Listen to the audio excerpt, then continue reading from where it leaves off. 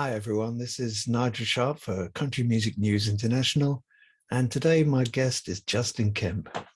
So how is it with gigs at the moment over where you are?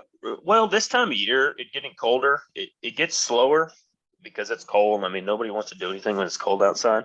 This time of year, it gets pretty slow as far as, bigger gigs or outdoor gigs and stuff because it's cold. I mean, but we do a lot of, this time of year, I do a lot of like private parties and restaurants and stuff like that in my hometown.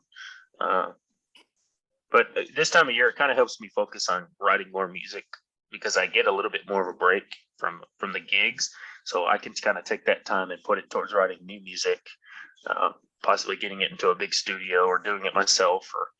Or so gig wise, this time of year is kind of slow, but it still works. It still pays my bills. Okay.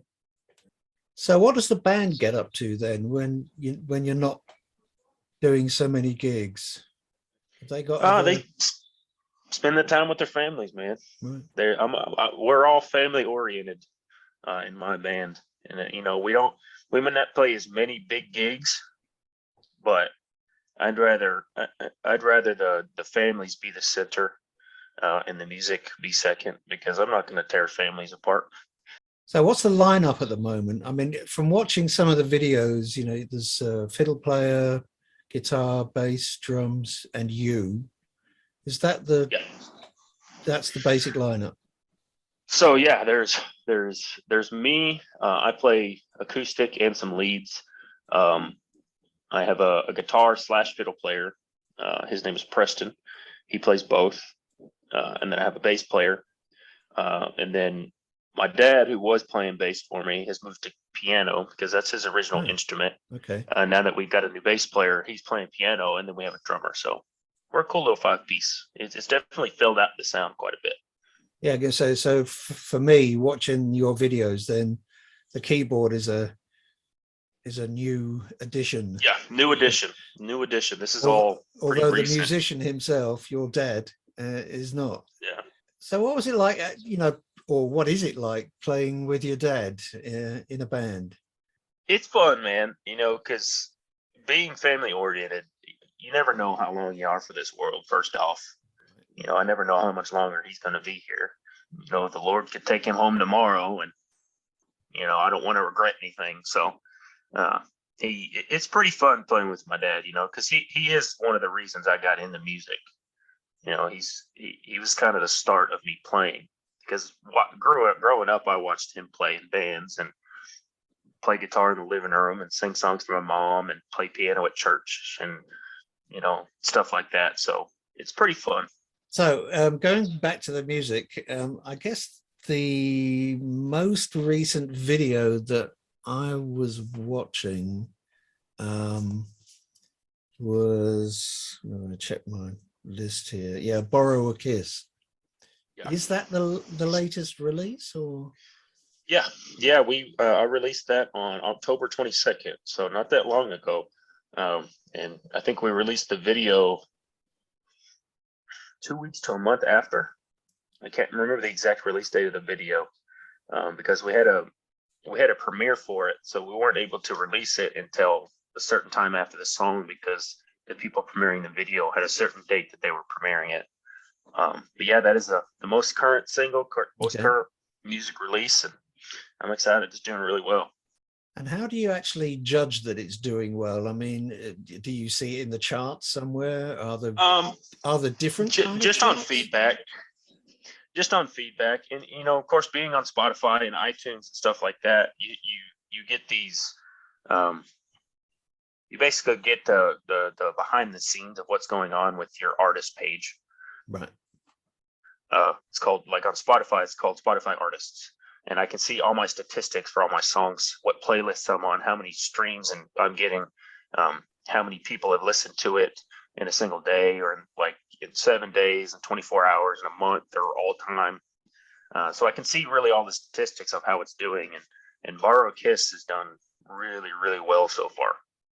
Just in, what has it been? A little over a month since release. Right. And do you get the same kind of stats for the video?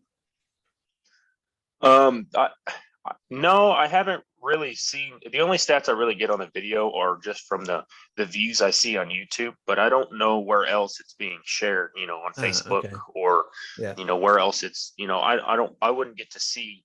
I guess I would get to see those statistics, but I haven't really found out how to find them.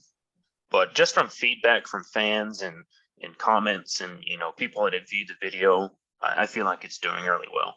Okay. I mean, actually, what really sold it for me was we had a big write-up the other day. Somebody wrote us up in one of their blogs, and I had never heard the name of them. It's called Music Crowns, I believe.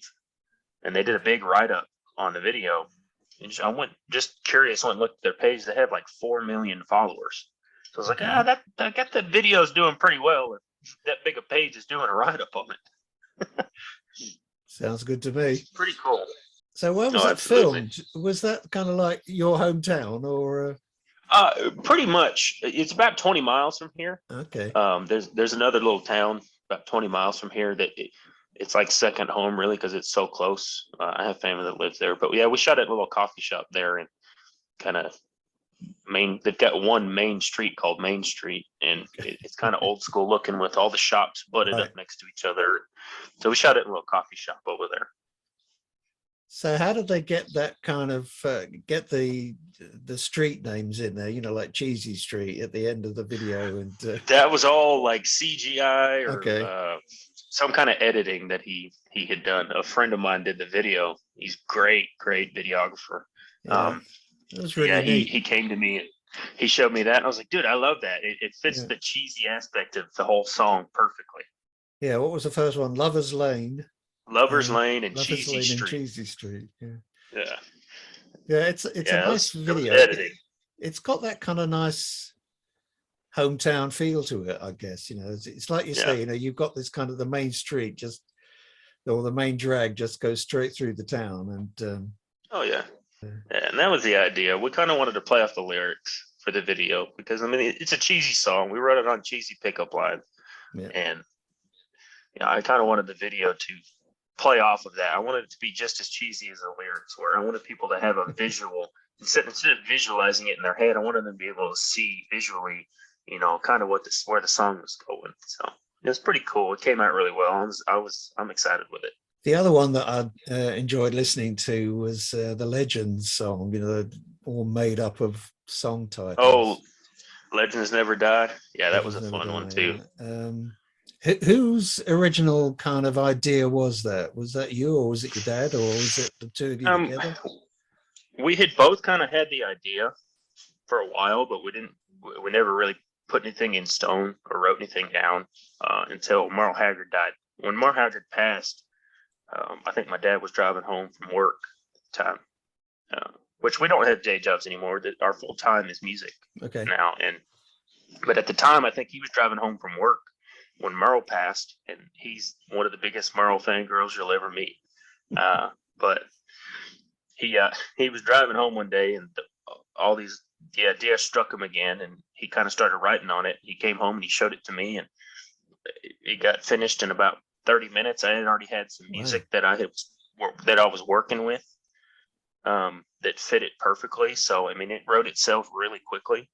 We tweaked it a little bit. We got it in the studio and released it pretty quick because we felt like it was a very costly song to put out there because Merle had just died, and we wanted to kind of get a message out there, paying our respects and paying, giving back to the artists that kind of set country music where it's at, kind of got it started. Yeah. Anyway, Justin, I'm going to have to bring this to an end because I've got another interview in about 20 minutes. I think I got another one coming up too. I'm going to say thanks very much for taking the time to join us. We do appreciate it. We really, really do. Thank you very much for having me, by the way. I appreciate you taking the time out of your busy schedule to have me on here and chit chat with me a bit. I know it wasn't a lot of info behind the music and stuff, but it's fun just getting to talk to you and meet new people. So I really appreciate it. Thank you. I always say I'm the world's worst interviewer because all I just like to chat with other musicians. And, I think these are the best kind of interviews because it's not a bombardment of questions. You're just having a conversation with somebody. That's right. That's what an interview should be about. It's a conversation. That's what I love anyway. So that's my excuse. Yeah. Anyway, so I'm going to say thanks again, and look forward to whatever comes up for you in the future, and all the best with that as well. So Thank you. Thank you very much. I appreciate it. I'm going to You say as well. farewell and goodbye. We'll see ya. God bless you. And love to your family as well. Thank you. Thank you.